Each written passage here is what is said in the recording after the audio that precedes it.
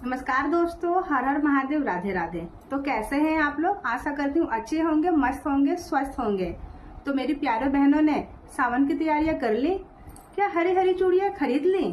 और अगर खरीद ली तो क्या आपको पता है तो सावन के महीने में हरी चूड़ियां हमें कब खरीदनी चाहिए, कब पहननी चाहिए? यही छोटी छोटी गलतियां हम हर सावन में करते हैं, जिससे कि हमें इसका शुभ फल नहीं मिल पाता है। तो इस वीडियो के माध्यम से फ्रेंड मैं आपको बताऊंगी कि सावन के महीने में हमें हरी चूड़ियां कब खरीदनी चाहिए, कब पहननी चाहिए और पहनते समय किन छोटी छोटी बातों का ध्यान रखना चाहिए। नमस्कार दोस्तों, मैं हूं रानी और मेरे चैनल में आपका स्वागत है। तो चलिए फ्रेंड शुरू करते हैं। वीडियो के माध्यम से जानते हैं कि हरी चूड़ियों का महत्व क्या होता है और इसे कब खरीदनी चाहिए और कब पहननी चाहिए। तो बहनों, सबसे पहले समझते हैं कि सावन में हरी चूड़ियों का महत्व। सावन का महीना भगवान शिव और माता पार्वती के आराधना का सबसे पावन और पवित्र महीना माना जाता है। इस दिन सुहागिन महिलाएं हरी हरी वस्तुएं धारण करती हैं। हरी साड़ियाँ, हरी चूड़ियाँ, हरी बिंदी, हरी नेल पेंट, हरी मेहंदी, हर प्रकार की हरी चीज की वस्तुएं धारण करती हैं। हरी चूड़ियाँ हरियाली, सुख समृद्धि और दाम्पत्य जीवन में प्रेम और मंगल का प्रतीक माना जाता है। इसीलिए सभी सुहागिन महिलाओं को सावन शुरू होने से पहले ही हरी चूड़ियाँ, हरे रंग की वस्तुएं खरीद के रख लेनी चाहिए। जिस प्रकार भगवान शिव और माता पार्वती की जोड़ी अटल और अमर है, उसी प्रकार अगर सावन में हम भी हरी चूड़ियाँ पहनते हैं, खरीदते हैं और उसका दान करते हैं तो हमारी भी जोड़ी हमेशा सलामत और अमर रहेगी, जैसे कि माँ पार्वती और भोले शंकर की रहती है। तो चलिए फ्रेंड जान लेते हैं वीडियो के माध्यम से कि हमें हरी चूड़ियाँ कब खरीदनी चाहिए, कब पहननी चाहिए और पहनते समय हमें किन किन बातों का ध्यान रखना चाहिए। तो फ्रेंड सबसे पहले बात करते हैं कि हमें हरी चूड़ियाँ कब खरीदनी चाहिए और किस दिन नहीं खरीदनी चाहिए। तो मंगलवार, शनिवार और रविवार को छोड़ के हम अन्य किसी भी दिन हरी चूड़ियाँ खरीद सकते हैं और पहन सकते हैं।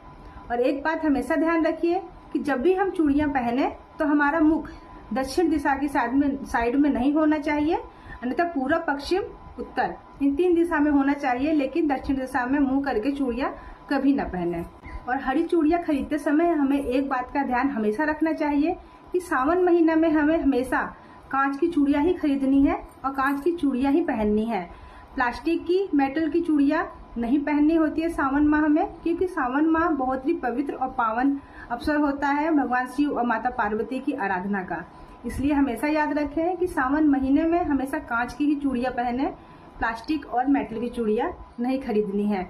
और हमें सावन के महीने में चूड़ियों का दान, हरी वस्तुओं का दान जरूर करना चाहिए, क्योंकि हरी चीजों का दान करने से हमारे पति के जीवन में सुख समृद्धि आती है, उनकी रुकी हुई तरक्की खुल जाती है। कहीं हमारा पैसा अगर अटका हुआ है तो वो हमें प्राप्त हो जाता है और अपने हमारे जो पति के ऊपर अगर किसी भी प्रकार का ग्रह है वो हट जाता है। इसीलिए सावन के महीने में मेरी सुहागिन बहनों को हमेशा हरी चूड़ियों का दान जरूर करना चाहिए। कि हमें सावन के महीने में हरी चूड़ियाँ किस दिन धारण करनी चाहिए, तो मैं आपको बता दूं कि सावन का जो पहला सोमवार आता है या पहला जो शुक्रवार आता है, उसी दिन हमें हरी चूड़ियाँ धारण करनी चाहिए। हमको सबसे पहले उठ के सावन के सोमवार के दिन सबसे पहले उठ के अच्छी तरीके से नहा धोआ के अपने घर की साफ सफाई करके, पूजा मंदिर की साफ सफाई करके हमें भगवान शिव और माता पार्वती की पूजा करनी है, आराधना करनी है।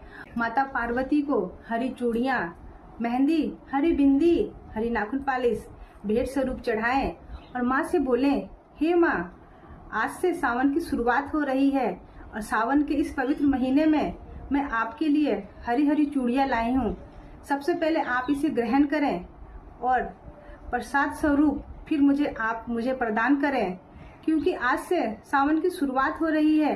आप मुझे आशीर्वाद दें कि मेरा घर परिवार हमेशा हरा भरा रहे, मेरे घर में हमेशा सुख समृद्धि बनी रहे। इस कामना के साथ मैं आपको सावन में ये चीजें भेंट कर रही हूँ, आप इसे स्वीकार कीजिए। ये मनोकामना करते हुए आपको माता पार्वती को सारी चीजें अर्पित करनी है। कुछ देर माता पार्वती के पास रखने के बाद से तत्पश्चात उसको उठा लेना है। उठाने के बाद से उसमें से कुछ चूड़ियाँ माता को चढ़ा देनी है और कुछ चूड़ियाँ खुद अपने हाथों में हरी हरी चूड़ियाँ हमें ग्रहण कर ले। हरी हरी चूड़ियाँ पहनने के बाद और सिंदूर लगाने के बाद हाथ जोड़ के माता पार्वती से विनती करें कि हे माँ, मेरे घर में हमेशा खुशहाली बनी रहे, मेरे मांग में मेरे साजन के नाम का सिंदूर हमेशा चमकता रहे। इसी कामना के साथ आप मुझे आशीर्वाद दीजिए और मेरी मनोकामना पूर्ण कीजिए। इतना करने के बाद, पूजा पाठ करने के बाद फिर आपको मंदिर जाना है। सोमवार का, पहले सोमवारी का व्रत रहता है, तो आपको फिर मंदिर जाना है। आपको मंदिर में भी माता पार्वती को ये चढ़ावा चढ़ाना है।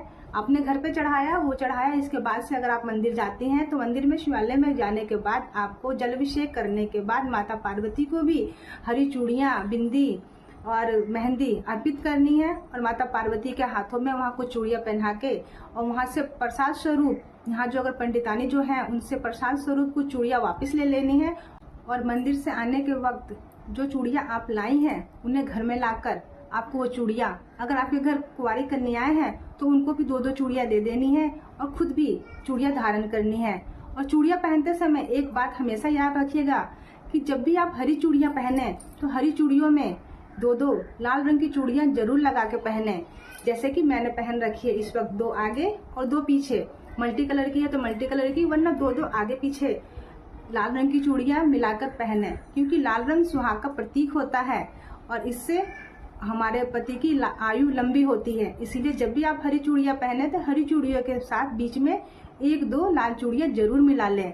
सावन से संबंधित मैंने और बहुत सारी जानकारी अपनी चैनल पर डाल रखी है, जैसे कि सावन कब है, सावन में कितने सोमवार हैं और हमें किन किन बातों का ध्यान रखना है और हमें सावन में भूल कर भी कौन कौन सी गलतियां नहीं करनी है। इस टाइप की वीडियो मैंने और अपने चैनल पर डाल रखी है। आशा करती हूँ आपको वीडियो अच्छी लगी होगी। वीडियो अगर अच्छी लगे आपको तो वीडियो को ज़्यादा से ज़्यादा शेयर करें। वीडियो पे एक प्यारा सा लाइक और एक प्यारा सा कमेंट जरूर करें और कमेंट में हर हर महादेव लिखना बिल्कुल ना भूलें, क्योंकि हम यहाँ पे सिर्फ बातें नहीं करते बल्कि खुद को और आपको बेहतर बनाने की कोशिश करते हैं। चलिए फिर मिलेंगे किसी अच्छी सी जानकारी के साथ, अच्छी सी वीडियो के साथ। जब तक के लिए हर हर महादेव, राधे राधे।